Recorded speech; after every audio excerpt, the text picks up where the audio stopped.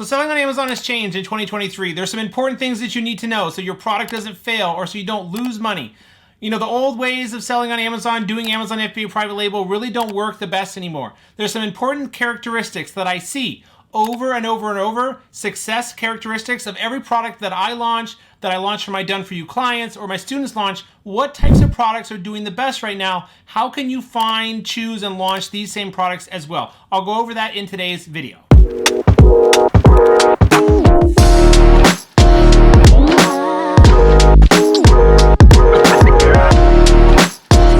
Welcome to the channel if you're new. Welcome back those of you who are my subscribers. My name is Brian Noonan. I'm a full-time Amazon FBA seller, mentor, and coach. Right here on this YouTube channel, I release weekly videos covering everything Amazon, e-commerce, and NFTs. If you enjoy those types of videos, do me a favor right now. Head on down and press subscribe. I can see each and every one of you who take just a minute to press subscribe, and I appreciate each of you. Also, give me a like on this video. It helps support my channel and bring you more helpful videos like this one. My job is to help educate, teach, impact as many lives as possible, sharing and documenting my journey. I went from a struggling broke drug addict 8.5 years ago to building, owning, and running multiple six-figure online businesses. Let's jump into it. All right, guys, let's go over what every successful product has in common. So I put together this doc here so I can not miss anything. So when it comes to launching products on Amazon, we know there's a ton of Chinese sellers. There's a lot of competition for a lot of products. You don't want to try to sell a product where there's dozens and dozens of other sellers on Amazon already. We want to avoid those things. And so here's just a couple screenshots of some recent products that I've launched for my done for you clients that started doing really well. 5 to 15 sales a day in this case. In just a couple weeks, over $4,400 in sales. This is a brand new product. I didn't use any, real fancy launch strategies. This is just making sure you choose the right product and do a really good job with, product development, product design, and your listing. It should sell itself. And that's exactly what happens. Same thing with this one as the student results started taking off, 0 reviews, started making sales. Sales solves everything. So let's go over the fundamentals of how to choose the right product that makes sales consistently and right out of the gate for you. Best niches or best categories in 2023 are the following: home and kitchen, kitchen and dining, patio, lawn and garden, tools and home improvement, health and household. These are going to be the best categories to look for products in. I've just found, if I'm thinking back and looking at the products doing the best, these seem to be the most frequent categories that do the best, especially these first 3, okay? So the product you choose to sell, guys, super important. Don't try to sell a product where you're seller number 300 with the same product, just a little better. That rarely works anymore. We're trying to find unique products where you're one of the first 30 sellers. Like you open up the product keyword, and then on page 1, you only see maybe a couple similar ones, maybe 3, 4 that are like yours. Of course, you'll make yours better, but we don't want pages and pages and pages of the same thing.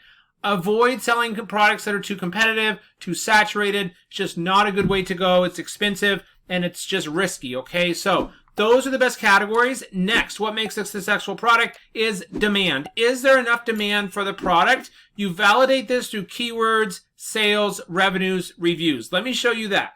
So when we open up the product, one of the main keywords, for example, curved wall shelf. Now, I usually do not recommend or don't recommend selling wall shelves. We don't want to sell products like wall shelves, doormats, front door wreaths, lampshades, water bottles, plates, towels, pillows, rugs. There's already thousands and thousands of those types of products on Amazon. So unless it's some brand new, unique version, state-of-the-art, I would avoid selling shelving, floating shelves, baskets, placemats. All of these things, there's already thousands of other sellers. So we're trying to find unique products. And I'll show you here in a minute where's the best place to find these unique products and some examples. But when you open up page 1, guys, we need the sellers on page 1, the majority of all of these to be doing $5,000 a month or more. In this case, we have this one over 5,000, this one over, this one over, this one over. All the rest are under. I also need the most of the sellers to be doing 300 sales or more per month. I only see 3 out of 15 here. So right off the bat, this curved wall shelf, there's not enough demand. They're not making 5,000 or more. The sales are not 300 or more. And then review counts. I do like to see low reviews. The review count side of things here is actually really good. But the problem is 52 reviews, you should be making at least 4,000 or 5,000, and they're not. 12 reviews should be making closer to 1,000, and they're not. This one, 16 reviews, it should be doing more. It's Amazon. but you kind of get the idea. 0 reviews during 1,500, that's good. 2 reviews during 1,400, that's good. But overall, guys, the revenues are not high enough. The sales are not high enough. The review counts are good. I just need like half, around 350 or under. So that's fine. I recommend selling products, and I didn't put this on my sheet, but price. The price needs to be like $20 to $100. I don't recommend selling products for anything less than 25, 30 bucks. There's just no margins left after you pay for all the Amazon fees and advertising and shipping and product sourcing costs and all that. So a good price point, guys, is like this. You know, $29.99, $60, $75, $27, $29.99. That's actually good, okay? Also, is there enough demand? Let's go back to that. How do you validate that? Well, that's going to be through revenue, sales, reviews, kind of, but then search volume. So how do I know if there's enough search volume for this? Open up the product, doing well, one of your main competitors doing well. Come down here, click on keywords. You'll need helium-10 if you don't have helium-10 already. Pick it up down below. You'll need the platinum plan. You can use coupon code Noonan50 to get access. The platinum plan comes with all these tools I'll be going over today. But in the keywords side of things, guys, during the product research phase, it's important to look at the main keywords. Is there enough demand? How much competition is out there?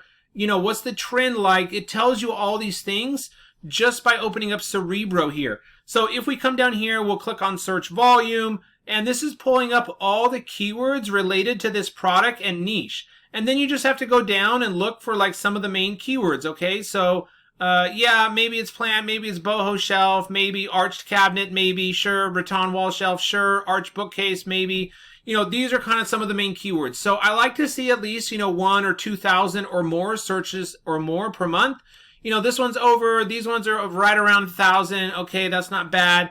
But over here, guys, you can see rattan shelf has 8,000 competing products. That's a lot. Boho shelves has 3,000. Rattan shelves has 6,000. You know, so I don't recommend selling rattan shelves just because the search volume is not the best. Like this needs to be like 7,000, not 700. And the competing product needs to be 600, not 6,000 for some of these main keywords. So search volume like 2,000 or more on multiple of the main keywords, 2,000 to 30,000. The higher the IQ score, the better. And then competing products. I need this to be like 3,000 or under on almost all the main keywords. That would signal that the product is not too competitive, okay? So, is there a certain target market or target customer base, or does the product solve a problem? You know, that's important. So solve problems for your target customer and understand who's buying this. So this is for an arched, Kate and Laurel Scandinavian wall shelf or rattan shelf. You know, it's probably females mostly buying this for their home, their living room, their bedroom, their dining room. You know, so that's kind of your target audience. Does the product solve a problem? Not really. It's more of a piece of wall art, I guess you could say. I guess if it's more marketed towards books, maybe, like bookshelves and plant shelves, that would be all right, solving a problem. You need a place to store your plants or put books.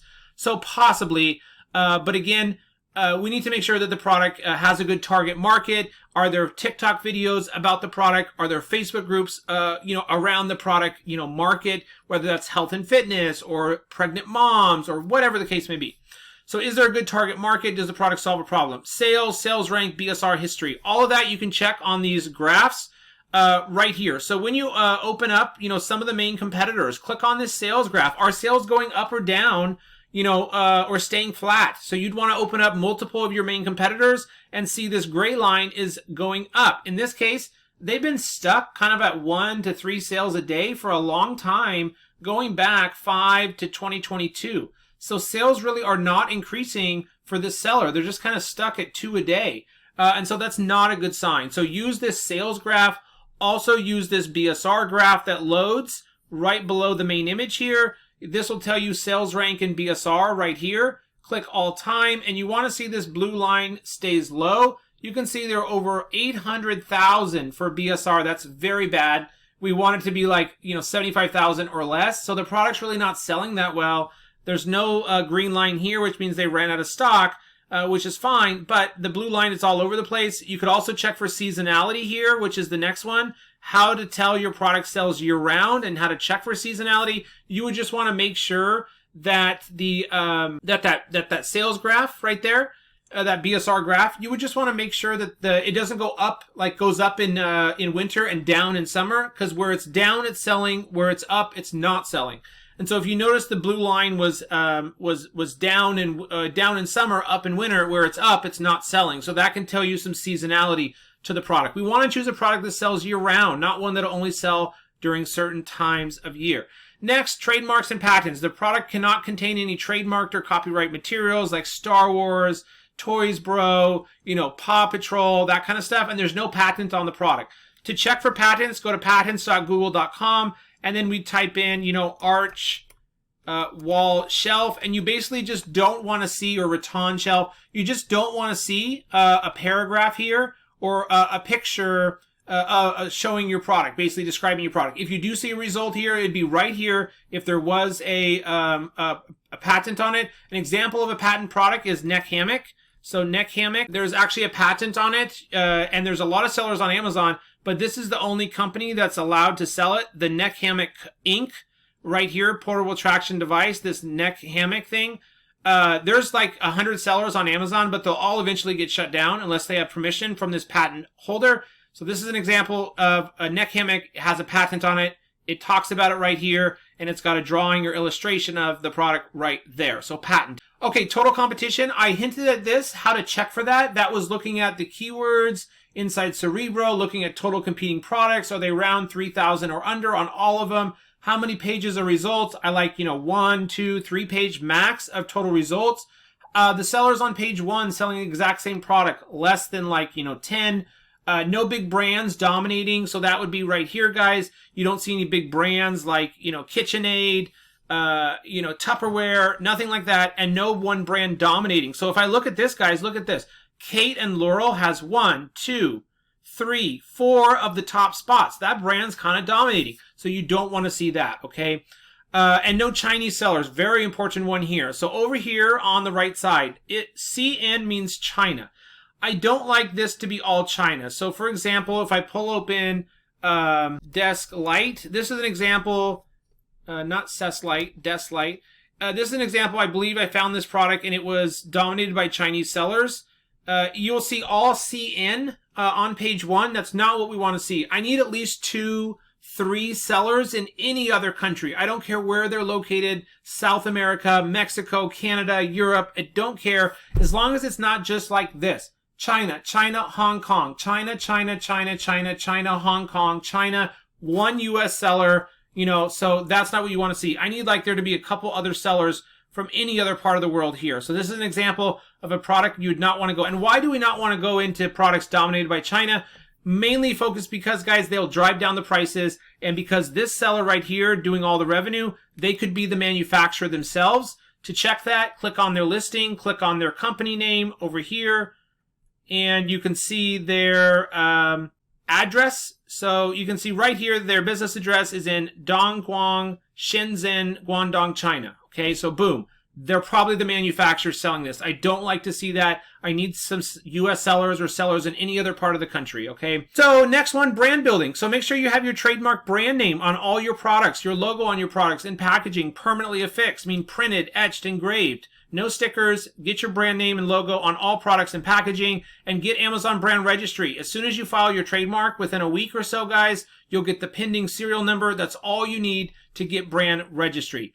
Differentiation, uniqueness, high quality product, add value. The most important point of today's video, does your product stand out, and can customers tell why your product is better, how and why your product is better right from the main image? Very, very important. All the successful products that I've launched in the last, year comes down to that. The main image and the product itself stands out. It's unique.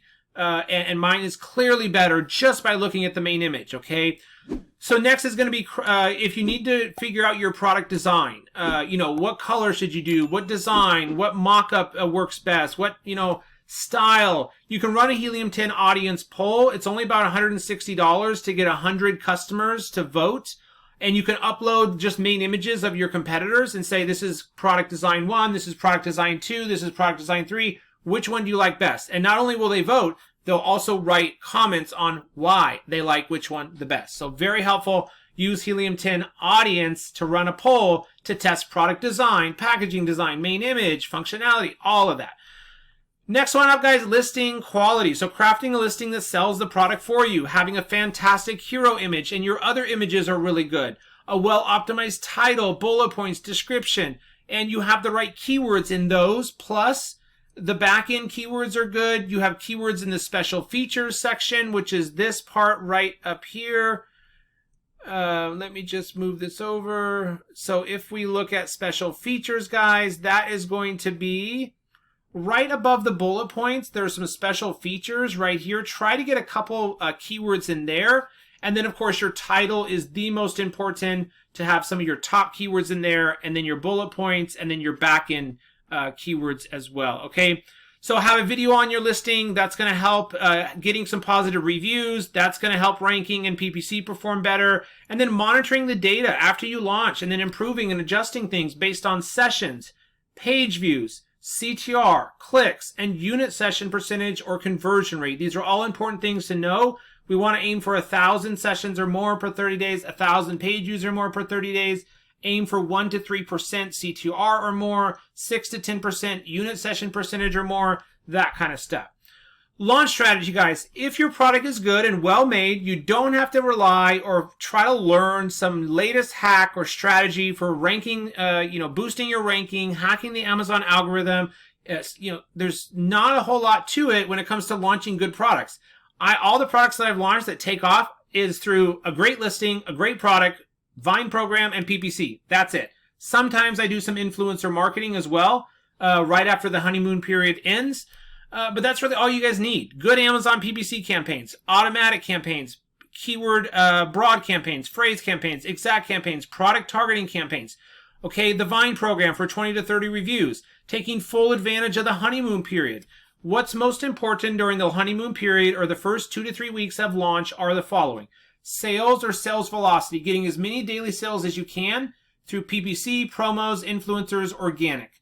Reviews, getting a few positive reviews as fast as you can. Have a good effective insert card, giving away a warranty, ebook, or coupon code. Use the Vine program. A few friends is fine. So getting a few positive reviews. And then keyword ranking, having and targeting the right keywords in your listing and in your PPC campaigns, going after the relevant but longer tail keywords first, and choosing the right keywords based off the data. IQ score, higher the better. Competing products, 3,000 or less, ideal. Search volumes, target keywords with like 500 to 30,000 search volume, or 500 to 25,000 is a good search volume. Your title keywords, top 3 keywords in your title, lowest title density possible for ranking the easiest, and competition organic rank. Go after keywords both your competitors are ranking well for and making sales off of, and also some good keywords that they're not ranking well for, and target those ones. And that can all be found right here in Cerebro by going to the far right and looking at organic rank. Organic rank right here means this ASIN is in position 131 for standing shelves. That's like page 6, okay? So kind of understanding what keywords your competitors are using to rank and make sales off of, and which ones maybe they're missing that you can target. And then listing performance, guys, improving your listing, split testing different main images, titles, that kind of stuff. Always improving your listing based off this data here, sessions, page views, CTR. And then finally, guys, is inventory levels, not running out of stock, planning your inventory accordingly, and just consistently selling. It's okay if you run out of stock for a couple weeks, 3 weeks max. More than that, it can be hard to recover. All right, guys, I'll wrap up there for today on the most common things that I see most of the successful products have in common, and some tips for product research and launching good products. Hope you enjoyed today's video. I'll see you on the next one.